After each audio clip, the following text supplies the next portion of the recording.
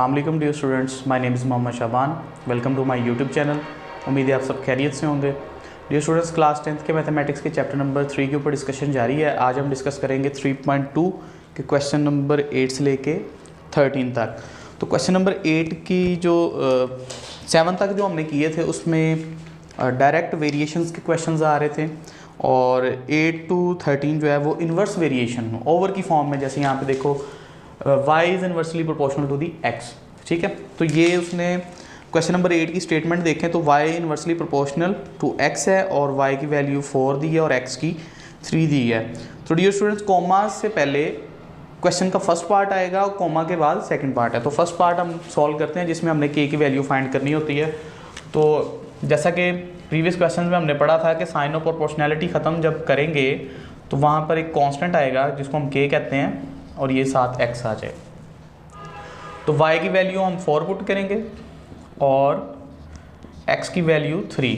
तो 3 इधर डिवाइड हो रहा है, दूसरी साइड पे जाके ये मल्टीप्लाई होगा, तो k की वैल्यू हमारे पास आ जाएगी 12। उसके बाद k की वैल्यू हमने इस इक्वेशन के अंदर पुट करनी है, तो हमारे पास आएगा y is equal to 12/x। ये हमारा फर्स्ट पार्ट जो है वो आ गया। नेक्स्ट हम पार्ट देखते हैं। तो नेक्स्ट पार्ट में वो कहता है कि find the value of x when y is equal to 24, कि x की वैल्यू फाइंड करके दो जबकि y जो है वो 24 है। तो बेटा ये जो हमारे पास इक्वेशन बनी हुई है इसको हम यूज़ करेंगे। तो x हमने फाइंड करना है, y जो है वो 24 है और k अभी हमने निकाला कितना 12/x आ जाएगा। तो क्रॉस मल्टीप्लिकेशन अगर आप करवाओ तो ये 24x इज इक्वल टू 12। ठीक है, और नेक्स्ट हमारे पास 24 ये मल्टीप्लाई हो रहा है तो उस साइड पे जाके ये डिवाइड होगा, तो 12 2s are 24, तो x इज इक्वल टू हमारे पास 1/2 आ जाएगा। ठीक है, तो बेटा ये हमारे पास x की वैल्यू आ गई। इसी तरह नेक्स्ट हमारे पास क्वेश्चन आ जाता है क्वेश्चन नंबर 9, जिसकी वो स्टेटमेंट में कहता है कि w जो है वो इन्वर्सली प्रोपोर्शनल है z के। अब कभी वो x को इन्वर्सली प्रोपोर्शनल टू y कह देगा, ठीक है, कभी w z कह देगा, r s यूज़ करेगा, तो वेरिएबल चेंज होते जाएंगे, मेथड सेम रहेगा। तो ये उसने हमें गिवन स्टेटमेंट दी है और w की वैल्यू उसने दी है हमें 5 और z उसने हमें दिया है 7।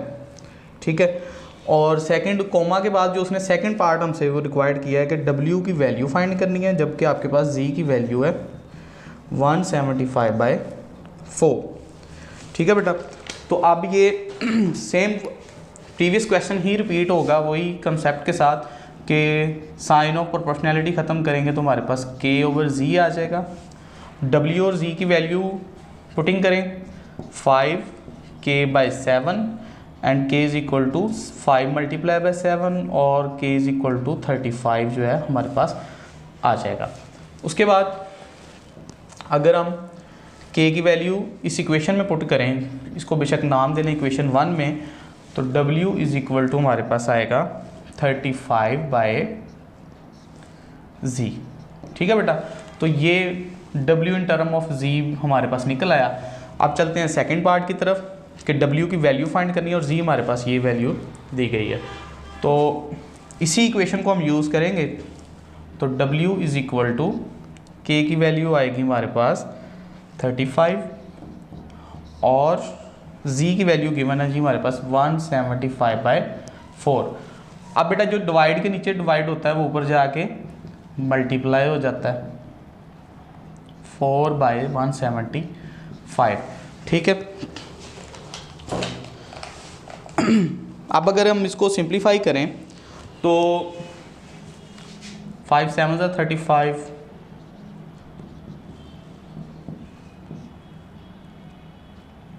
तो 4/5 जो है वो हमारे पास आ जाएगा, w की वैल्यू आएगी 4/5।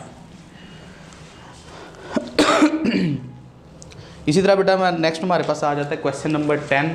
क्वेश्चन नंबर 10 में डिफरेंस ये है कि इसमें स्केयर की फॉर्म में वैल्यू दी गई है कि a उसने दिया है इन्वर्सली प्रोपोर्शनल 1/r², और साथ ही उसने वैल्यू भी दी है कि a जो है वो हमारे पास दिया है जी 2 और r दिया है 3। नेक्स्ट वो कहता है कि सेकंड पार्ट इसका कि r फाइंड करना है और a की वैल्यू है 72। ठीक है बेटा, तो सेम वही स्टेप्स अगेन हम रिपीट करेंगे। सिर्फ इस क्वेश्चन में ये डिफरेंस आया कि वैल्यू के अंदर स्केयर आ गया, पहले स्केयर नहीं आ रहा था, इसमें स्केयर आ गया, बस ये डिफरेंस है। तो क्वेश्चन वैसे ही सॉल्व होगा कि एरिया इज इक्वल टू आएगा हमारे पास k ओवर आर स्केयर।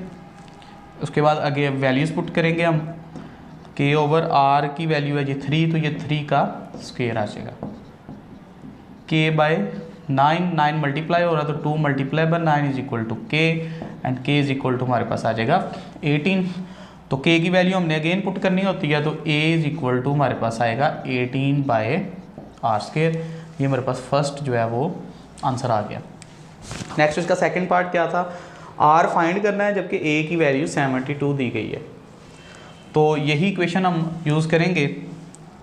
तो एरिया में दिया है 72 इज इक्वल टू और k की जगह 18 आ जाएगा बाय आर स्केयर। तो अब हमने आर स्केयर की वैल्यू नहीं फाइंड करनी, आर की वैल्यू फाइंड करनी है। तो क्रॉस मल्टीप्लिकेशन करवाएं, 72 r square is equal to 18, r square is equal to 18 by 72। ठीक है, अब चूंकि हमने आर की वैल्यू फाइंड करनी है तो यहाँ पर स्केयर आ रहा है, तो बोथ साइड अगर आप स्केयर रूट ले लो तो यहाँ पर जस्ट आर रह जाएगा। और स्केयर रूट के अंदर वैल्यूज़ को अगर आप सिंप्लीफाई करो, 2 9 ज़ार 18 आएगा, 2 3 ज़ार 2 6 ज़ार 12, तो 9 1 ज़ार 9 9 4 ज़ार 36, मतलब स्केयर रूट के अंदर वैल्यू रह जाएगी हमारे पास 1/4। ठीक है, तो जब बेटा ये 1 का स्केयर रूट और 4 का स्केयर रूट लोगे तो आपके पास आ जाएगा 1/2 और साथ आपके आएगा प्लस माइनस। ठीक है, तो इस तरह आर की वैल्यू आपके पास ड्राइव हो जाएगी +-1/2।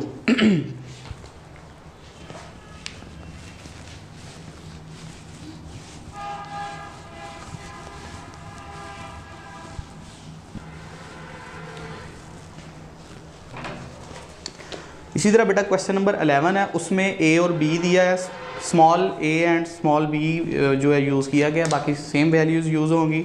तो हम मूव करते हैं क्वेश्चन नंबर 12 की तरफ। क्वेश्चन नंबर 12 की स्टेटमेंट में वो कहता है कि v इन्वर्सली प्रोपोर्शनल है 1/r³ के। अब पहले जैसे सिंपल एक्स वाई में वैल्यू आ रही थी, उसके बाद स्क्वायर में आना शुरू हो गई, अब क्यूब में आना शुरू हो जाएगी।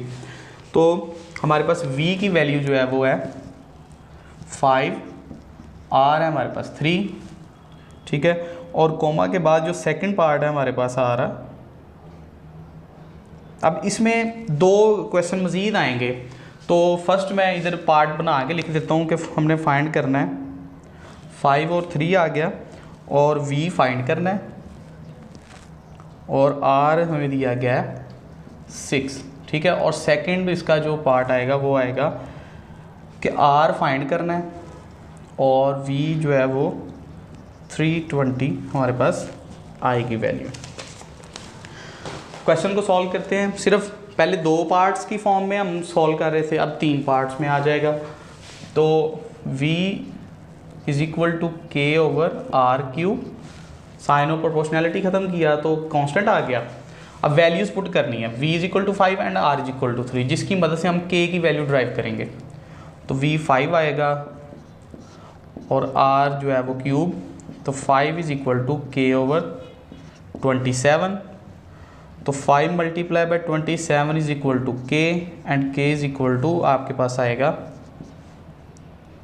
135। तो इसके अब k की वैल्यू अगर आप इसमें पुट करोगे तो आपके पास आ जाएगा v is equal to 135/r³। ठीक है, तो ये हमारे पास v की वैल्यू आ जाएगी। इसके बाद सेकंड पार्ट की तरफ मूव करते हैं कि कहता है v की वैल्यू फाइंड कर रही है, तो यही इक्वेशन यूज़ करेंगे। k निकला था हमारे पास 135 और r की वैल्यू हमारे पास है 6 का क्यूब। तो अगर हम 6 का क्यूब लें तो हमारे पास 216 आएगा।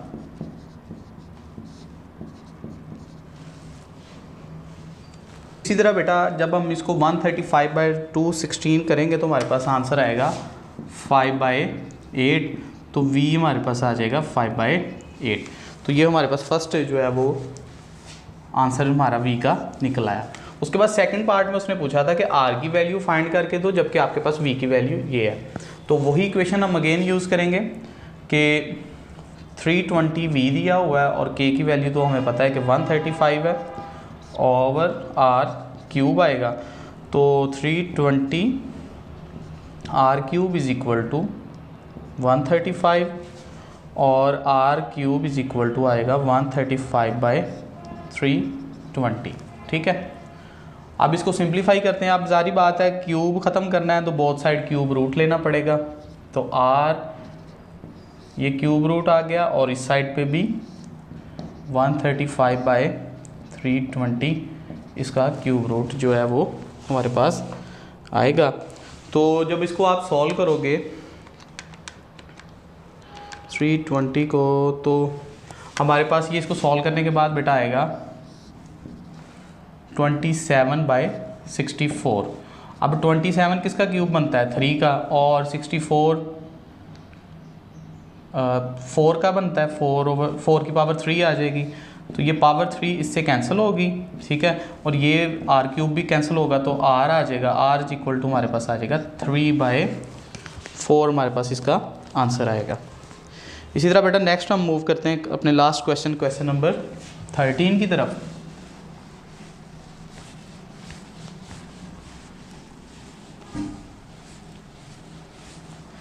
क्वेश्चन नंबर 13 की हमारे पास जो वैल्यू है वो है कि m inversely proportional 1/n cube.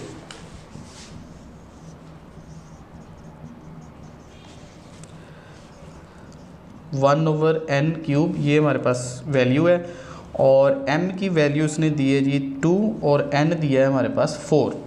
ठीक है, अभी फ़िलहाल हम इस क्वेश्चन को यहीं तक सॉल्व करते हैं जिसमें हमने k की वैल्यू जो है वो फाइंड करनी होती है। तो साइन ऑफ प्रोपोर्शनलिटी ख़त्म होगा तो m is equal to k/n cube आ जाएगा। तो यहाँ से m की वैल्यू 2 है और n की वैल्यू 4 का क्यूब, तो 4 4 ज़ा 16, 16 4 ज़ा 64 आएगा, तो k/64 नेक्स्ट स्टेप में मल्टीप्लाई होगा उससे जाके, तो k इज़ इक्वल टू 128 हमारे पास आ जाएगा। अब k की वैल्यू इसमें पुट करोगे तो आप आएगा m is equal to 128/n cube. ठीक है, ये हमारे पास जो है वो फर्स्ट पार्ट सॉल्व हो गया। इसके बाद नेक्स्ट देखते हैं कि उसकी रिक्वायरमेंट क्या है। नेक्स्ट उसकी रिक्वायरमेंट है कहता है m फाइंड करके दो मुझे, जबकि आपके पास n जो है वो 6 है।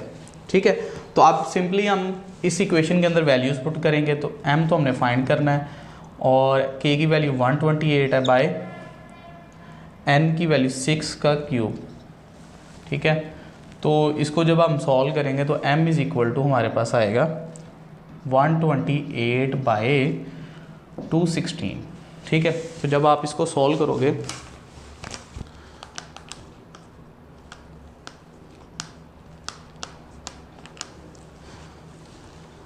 तो आपके पास आएगा 16/27। m इज़ इक्वल टू 16/27, ये आपके पास वैल्यू ड्राइव हो जाएगी m की। ठीक है, उसके बाद सेकंड पार्ट इसका बेटा देखते हैं। सेकंड पार्ट में उसने कहा कि n की वैल्यू फाइंड करके दो, जबकि आपके पास m की वैल्यू है 432। ठीक है बेटा, अब अगेन जो स्टार्ट में हमने इक्वेशन ड्राइव की थी उसी के अंदर पुटिंग करेंगे हम, तो 432 इज़ इक्वल टू k की वैल्यू निकाली थी हमने 128/n क्यूब। ठीक है, तो 432 n cube is equal to 128, n cube is equal to 128/432। अब क्यूब आ गया है तो पहले इसको सॉल्व कर लेते हैं। 128 को जब हम इसको सॉल्व करेंगे तो 432 तो सिंपलेस्ट फॉर्म बनेगी 8/27। ठीक है, इसको आपने कटिंग कर लेनी है। ठीक है, 8/27 आएगा और साथ ही क्यूब ख़त्म करना है तो क्यूब रूट आएगा, तो 8/27। तो 8 किसका क्यूब बनता है बेटा? 2 का क्यूब 8 होता है और इसी तरह 27 भी 3 का क्यूब होता है, तो ये क्यूब रूट से कैंसिल होगा, तो आपके पास n जो है वो इक्वल आएगा 2/3 के, क्योंकि ये वाला क्यूब भी इससे कैंसिल होगा, तो n हमारे पास आएगी वैल्यू 2/3। तो इस तरह बेटा ये हमारे पास लास्ट क्वेश्चन जो है था हमारा 3.2 का वो भी सॉल्व हो जाता है। तो इसमें बेसिकली चीज़ जो है वो सेम एक ही क्वेश्चन में जो हमने फर्स्ट क्वेश्चन में की थी वही 13 क्वेश्चन में की है। कॉन्सेप्ट वही है, मेथड सेम है, सिर्फ वैल्यूज़ चेंज हो रही हैं, पावर चेंज हो रही हैं, ठीक है, मेथड सेम रहेगा।